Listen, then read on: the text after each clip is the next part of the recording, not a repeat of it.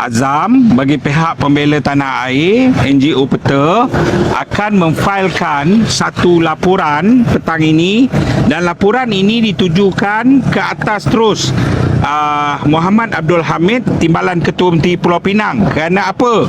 Kerana Timbalan Menteri Pulau Pinang inilah mengetuai institusi agama Islam termasuk zakat di negeri Pulau Pinang. Ada dua. Assalamualaikum warahmatullahi wabarakatuh, dan selamat datang lagi channel saya, jurnal channel kita. Wow, dengar tadi sedikit sedutan daripada press conference ataupun sidang media yang dibuat oleh Cikgu Bat lah. Berkenaan dengan isu duit zakat. Duit zakat di negeri Pulau Pinang. Yang melibatkan orang kata golongan-golongan yang atasan lah. Dimaklumkan Timbalan Menteri Pulau Pinang berkenaan dengan duit zakat. So jom saksikan video penuh sama-sama saja. Let's go. Zas.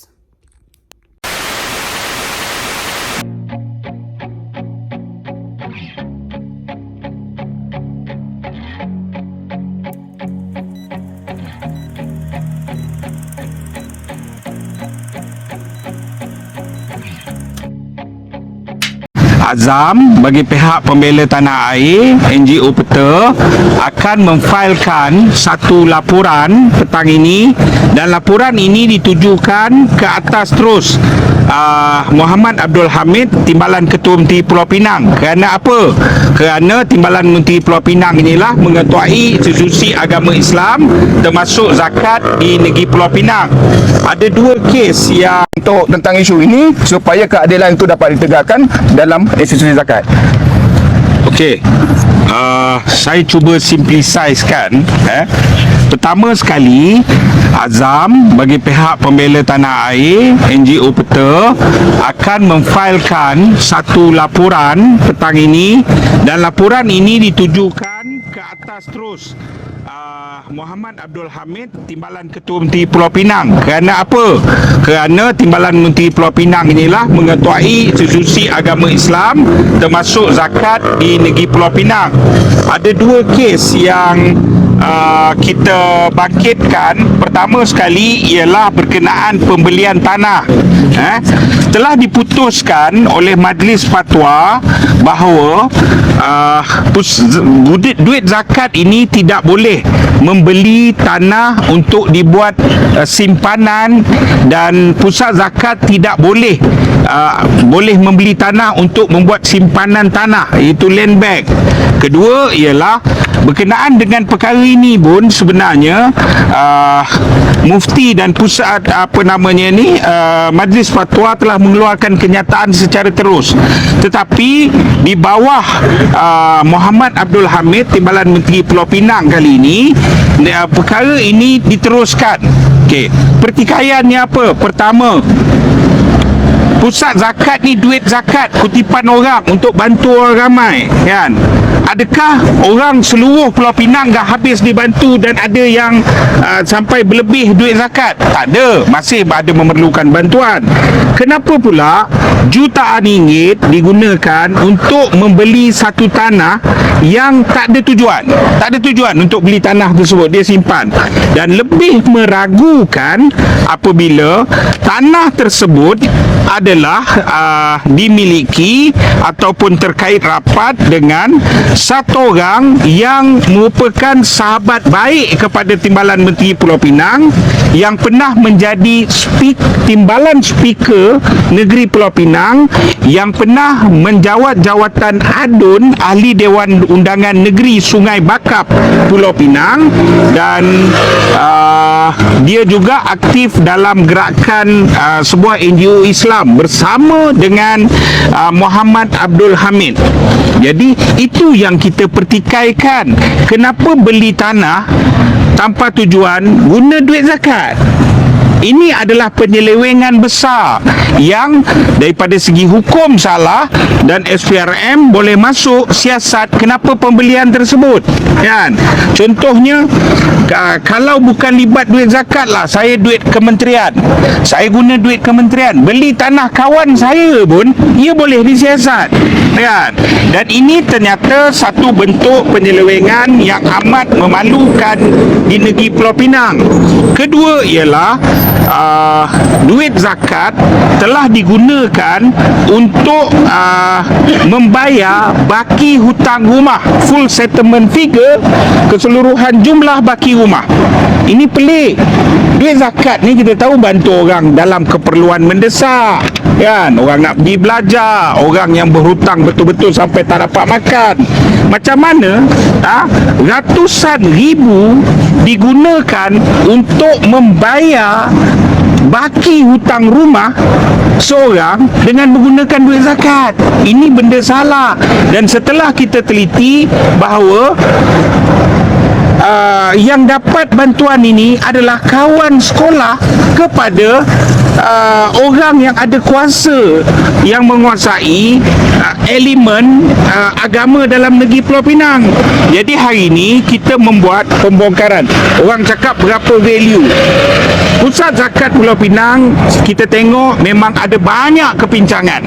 Jadi kita ambil dua ini sebagai pintu masuk untuk SPRM masuk dan meneliti pelbagai perkara dalam Pusat Zakat Pulau Pinang.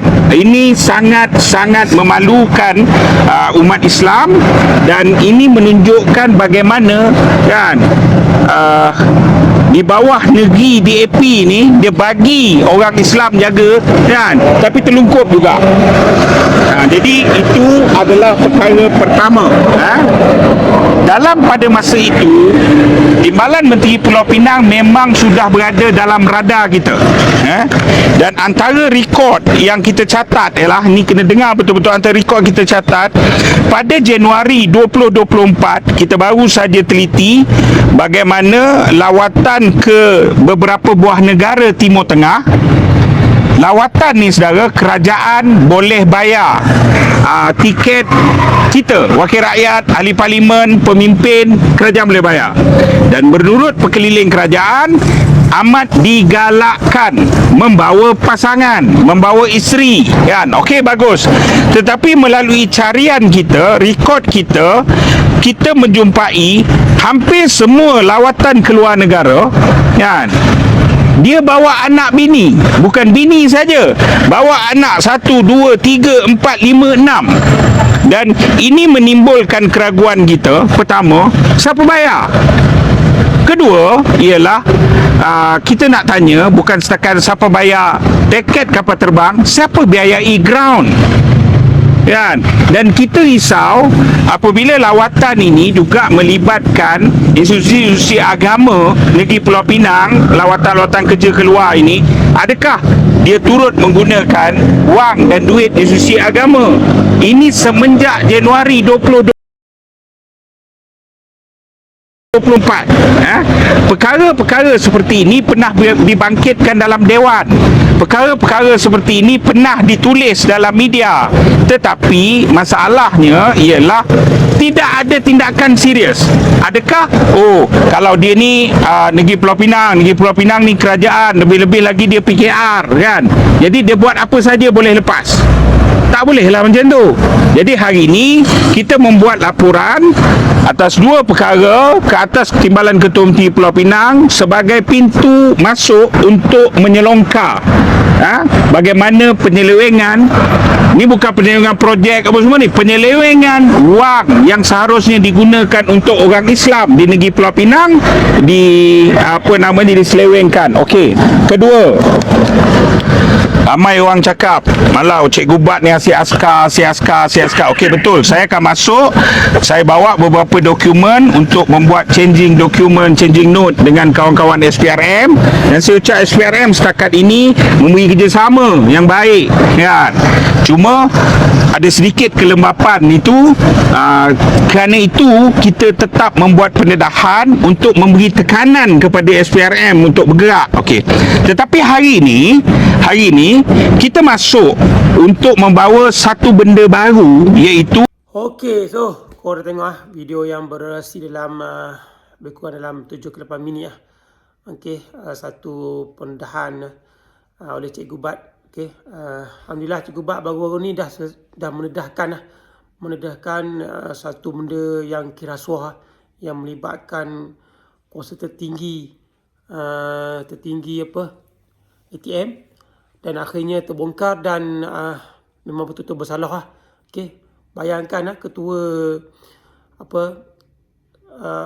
tentera Malaysia yang melibatkan rasuah. Okey, memang cukup malukan lah. Dan tindakan Cikgu Bat tu mengakibatkan segala terbongkar semuanya lah, terbongkar semuanya. So yang tadi video yang dikongsikan oleh Cikgu Bat juga, berkenaan dengan isu zakat, duit zakat yang banyak dan orang kata Cikgu Bat kata duit tu disalahgunakan lah. Salahgunakan bukannya untuk kepentingan rakyat, khususnya untuk golongan rakyat di negeri Pulau Pinang. So mohon pihak berkuasa atau pihak yang berkepentingan mengambil kes ni sebagai benda yang serius lah, sebab dia melibatkan duit zakat yang dikutip daripada rakyat yang beragama Islam di Pulau Pinang khususnya lah. Dan duit tu digunakan mungkin tak sesuai lah kan. Sebenarnya digunakan untuk membantu rakyat, sebenarnya rakyat yang miskin atau banyak orang Islam yang miskin.